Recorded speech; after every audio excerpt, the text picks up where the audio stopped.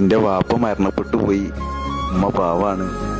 മരണപ്പെട്ടു പോയ വാപ്പാക്ക് വേണ്ടി പ്രാർത്ഥിക്കണം എന്നൊക്കെ പറഞ്ഞ് സൽമാൻ ആ സദസ്സില് പൊട്ടിക്കരഞ്ഞപ്പോ ഞങ്ങളുടെ മാത്രല്ല ആ കണ്ടു നിന്ന് അവിടെയുള്ള എല്ലാവരുടെയും നെഞ്ചൊന്ന് പറഞ്ഞിട്ടുണ്ടാവും.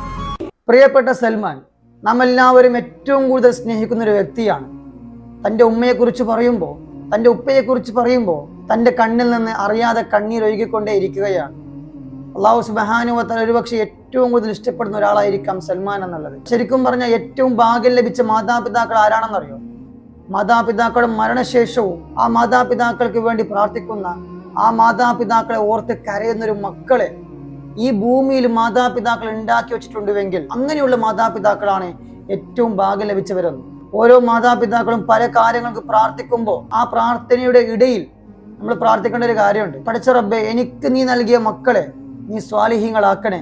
നാളെ ഞാൻ മരിച്ചു കഴിഞ്ഞാൽ എനിക്ക് ഉപകാരപ്പെടുന്ന ഒരു മക്കളാക്കിയിട്ട് എൻ്റെ മക്കളെ മാറ്റണേ എന്നാണ് ഓരോ മാതാപിതാക്കളും റബ്ബിനോട് എന്നും പ്രാർത്ഥിക്കേണ്ടത്. അങ്ങനെ പ്രാർത്ഥിക്കുകയാണെങ്കിൽ ഇതുപോലെയുള്ള മക്കൾ നമുക്ക് ലഭിക്കും. മരിച്ചു കഴിഞ്ഞാലും നമുക്ക് വേണ്ടി പ്രാർത്ഥിക്കുന്ന, നമ്മളെ ഓർത്തുകൊണ്ട് കരയുന്ന ഒരുപാട് മക്കൾ. അല്ലാഹു സുബ്ഹാനഹു വ തആല നമ്മുടെ മക്കളെ ആ കൂട്ടത്തിൽ ഉൾപ്പെടുത്തി അനുഗ്രഹിക്കട്ടെ. ആമീൻ.